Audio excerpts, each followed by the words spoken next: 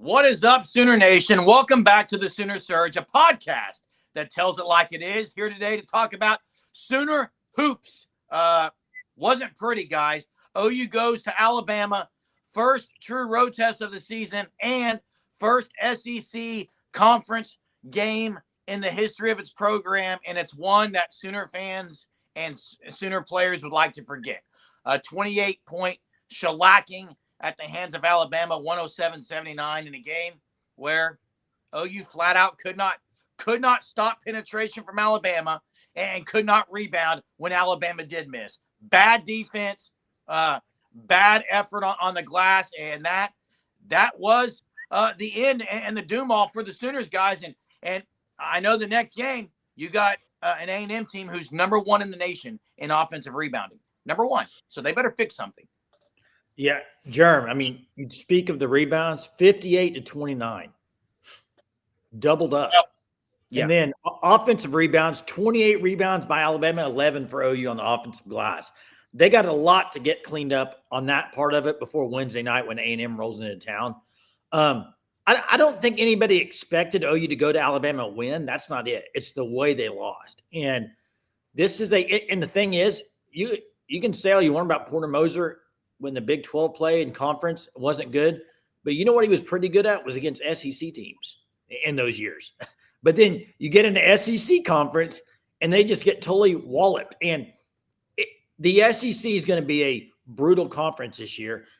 But what you have to do is protect your home court, which is coming Wednesday night.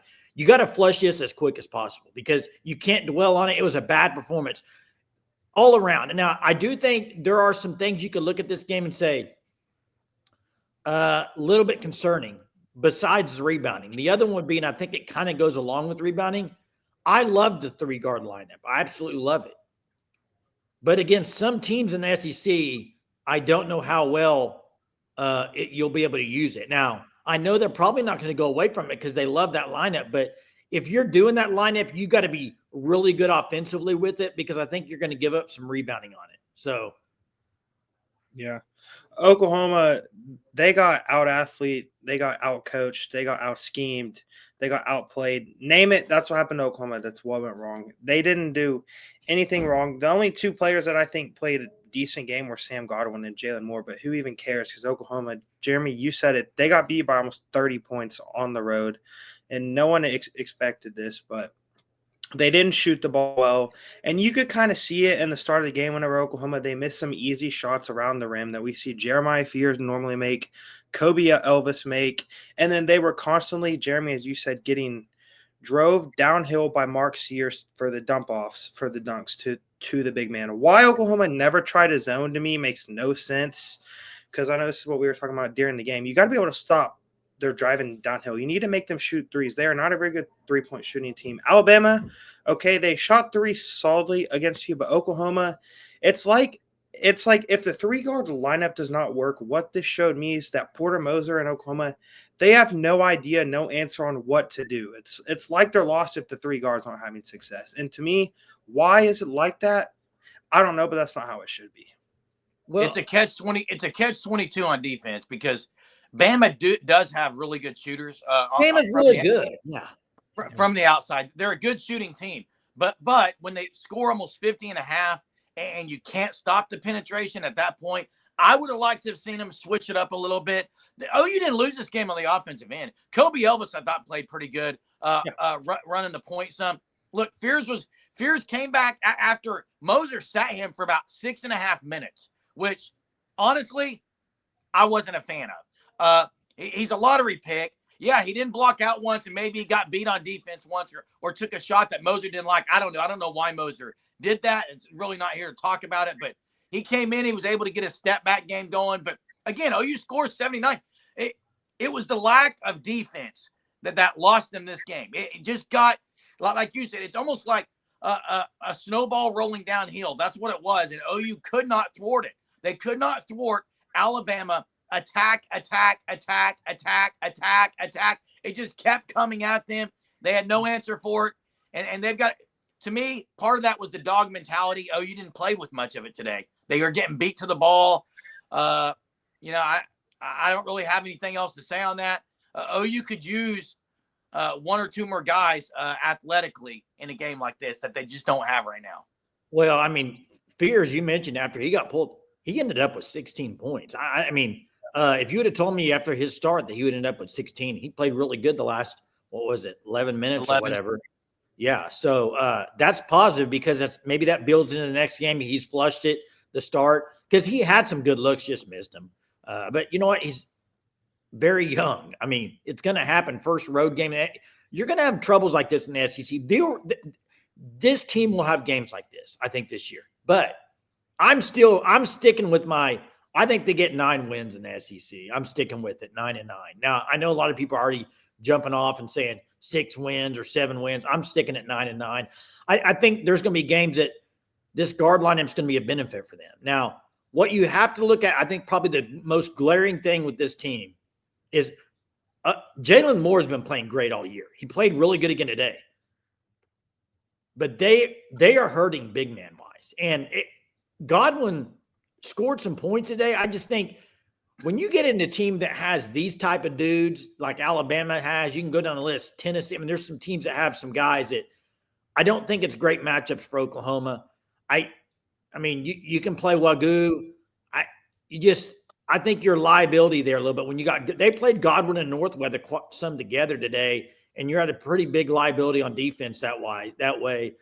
So that would be a concern for me going forward as the bigs in an atmosphere like this and a team that's this athletic on the front court. Now, not all SEC teams are, but there's quite a few of them that have really good front courts. Yeah, and something to me that I think is going to show whether or not this Oklahoma team is really going to be able to win 8 or 9 games, as you think, Jay, in the SEC, is how do they respond in their next game at home against A&M? I think that's something that we all want to see, because in conference play previously in the Big 12 with under Moser, you didn't see Oklahoma really respond particularly well. And I think that's something that you want to see is when you have these home games, right? This is an Oklahoma team that no matter what, they still are going to be ranked in the top 25 because of just how well they've played so far this year outside of the Alabama game. You have the chance, the crowd can maybe show up some to the LNC. I think that'll be something to watch for with them getting destroyed by Alabama on the road. But you have a chance to win at home, and which is, at this point in the year, I don't think it's crazy to call this a must-win game already because of just how you played on the road at Alabama. You need to win your home games, win the majority of them.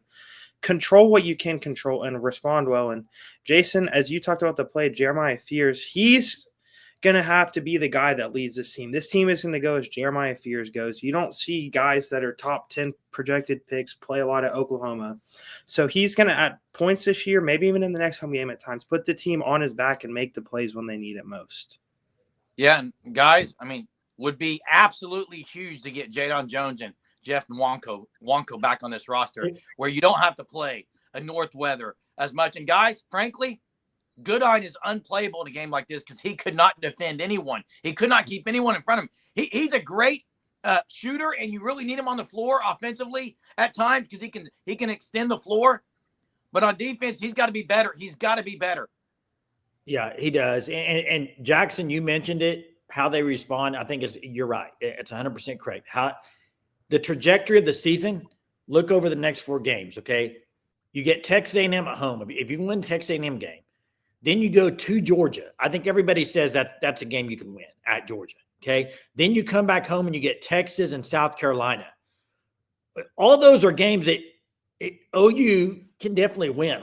So you need it. That would be great. Then you're looking at what? You're 4-1, if you can do that. Now, well, that'd be great. There's a lot to that. You got to beat Texas at home. You got to win at Georgia. But it all starts on Wednesday night. You got to win against A&M and take care of business. You do it, and let's hope that this was a massive wake-up call because the one thing that really woke up your mind is you've got to rebound better, and there's no better night to do it than this next game against A&M. Hey, thanks for watching the content here at the Sooner Surge. Hit the like button. Turn on your notifications. Subscribe to our channel. And check out the fan stop at thefanstop.com for great apparel. Sooner wide, officially licensed, locally owned here in Oklahoma. Check them out. And we'll catch you next time.